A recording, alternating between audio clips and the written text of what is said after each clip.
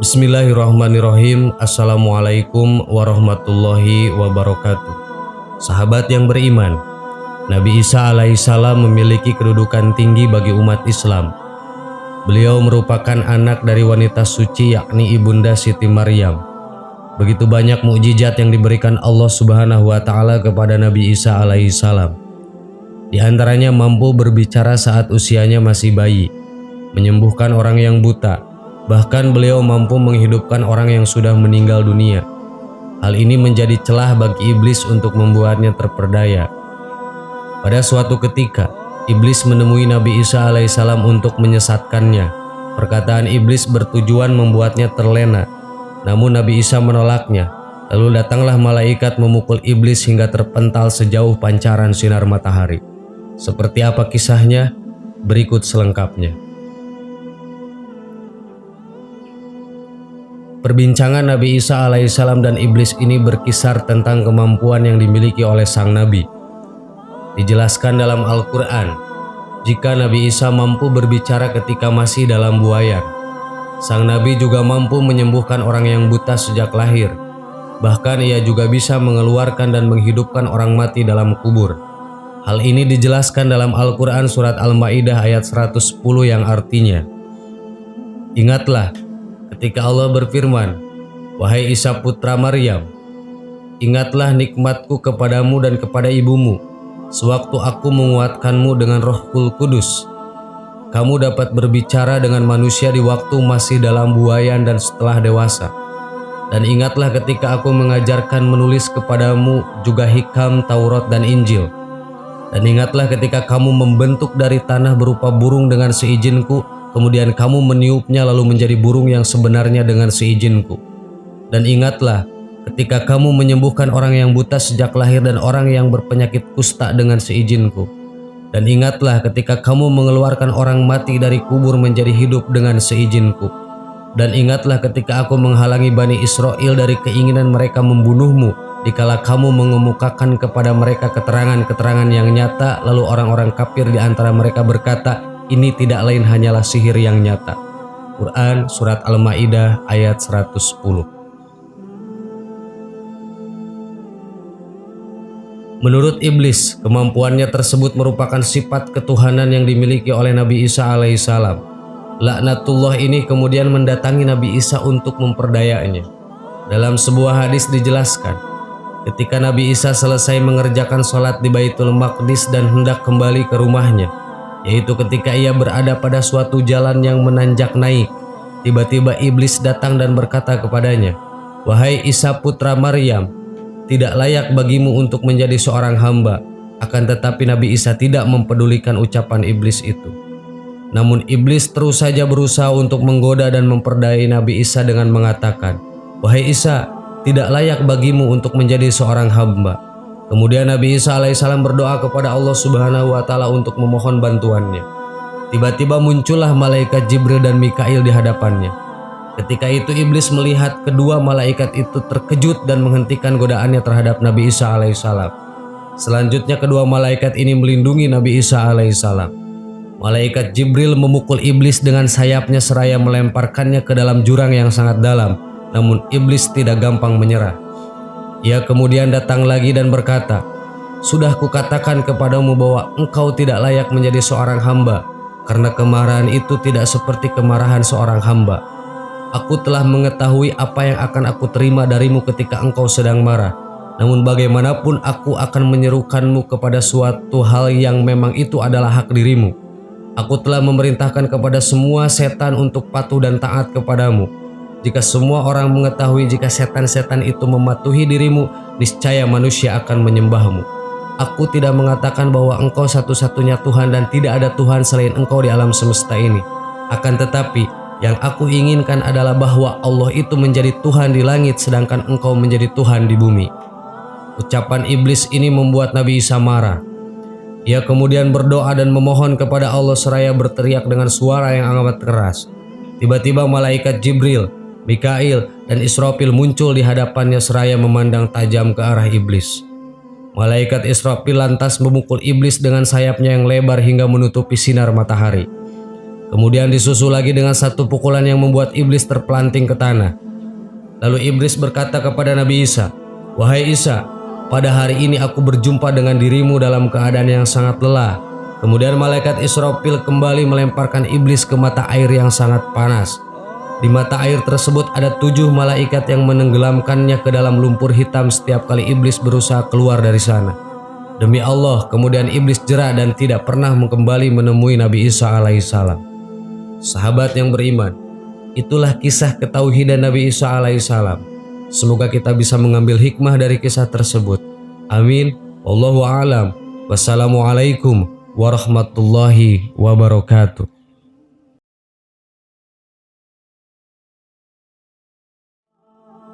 Bismillahirrahmanirrahim. Assalamualaikum warahmatullahi wabarakatuh.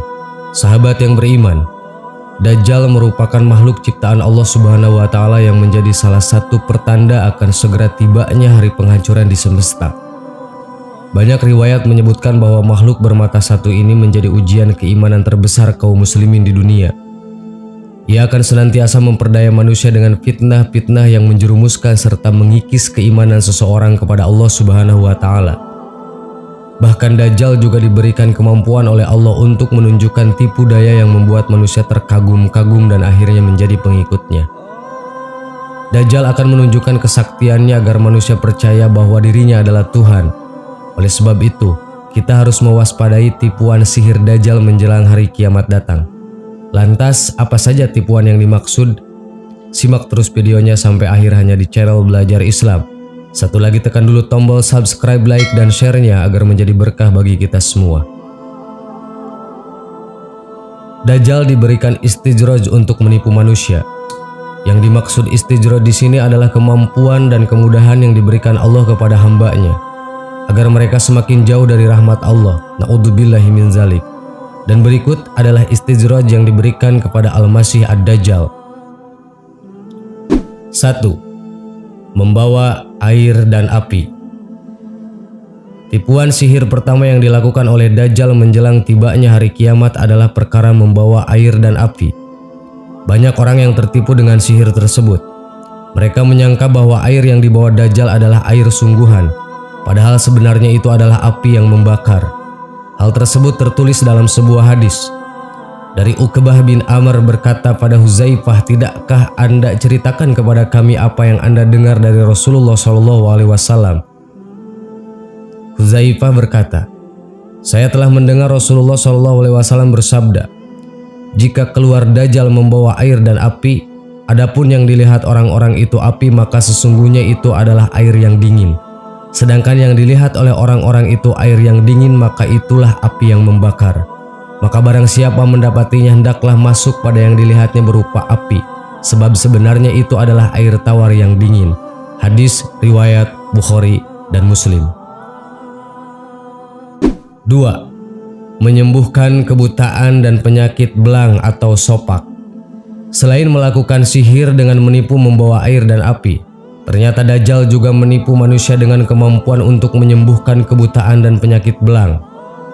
Ia, Dajjal, mampu menyembuhkan kebutaan dan penyakit belang-belang. Hadis riwayat Muslim.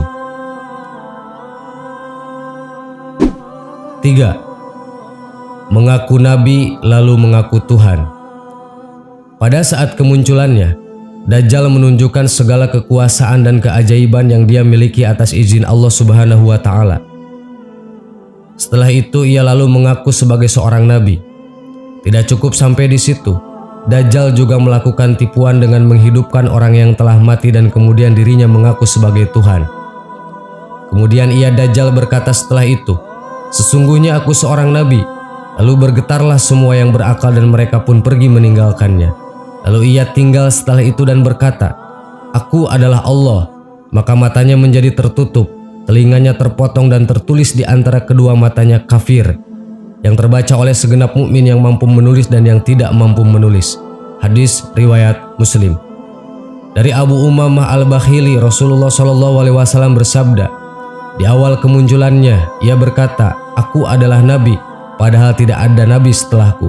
Kemudian ia memuji dirinya sambil berkata, "Aku adalah Rob kalian, padahal kalian tidak dapat melihat Rob kalian sehingga kalian mati." Hadis riwayat Ibnu Majah. 4. Menurunkan hujan. Tidak hanya menunjukkan tipuan dan mengaku sebagai nabi serta Tuhan, kelak Dajjal juga akan melancarkan fitnah besar kepada manusia. Dajjal juga mengaku bisa memerintahkan langit untuk menurunkan hujan. Bersama Dajjal, Allah akan mengutus setan-setan yang mengajak berbicara pada manusia. Ia membawa fitnah besar dengan memerintahkan langit untuk menurunkan hujan. Hujan pun turun dalam penglihatan manusia. Ia membunuh dan kemudian menghidupkannya kembali dalam penglihatan manusia yang tidak mungkin ditandingi orang lain. Hadis riwayat Imam Ahmad. 5. Menyuburkan tanah. Selain mengaku mampu menurunkan hujan, Dajjal juga melakukan tipu daya dengan mengaku bisa menyuburkan tanah. Padahal itu semua hanyalah tipu daya agar manusia yang kurang kuat imannya untuk percaya kepadanya. An-Nawas bin Syam'an radhiyallahu an berkata bahwa pada suatu pagi Rasulullah SAW menceritakan tentang Dajjal. Kami bertanya, "Ya Rasulullah, bagaimana kecepatan Dajjal berjalan di muka bumi?" Nabi menjawab, "Seperti mendung yang diterpa angin." Maka dia pergi mendatangi suatu kaum dan mengajak mereka untuk mengimaninya. Lalu dengan segera kaum itu percaya, lalu ia menyeru langit untuk segera menurunkan hujan. Lalu tanaman-tanaman segera tumbuh subur dan mereka mengembalakan ternaknya yang banyak susunya dan gemuk-gemuk. Kemudian ia mendatangi kaum lainnya lalu mengajak mereka untuk mengimaninya. Namun kaum itu menolak ajakannya. Lalu ditinggalkannya kaum itu oleh Dajjal. Mendadak daerah itu menjadi kering dan gersang, tidak ada sedikit pun dari kekayaan alam mereka yang tertinggal. Hadis riwayat Muslim. 6. Memiliki bukit roti. Tidak hanya melakukan tipuan sihir dengan mengaku bisa menurunkan hujan dan menyuburkan tanah. Ternyata ada sebuah riwayat yang menyatakan bahwa Dajjal itu mempunyai bukit roti dan sungai.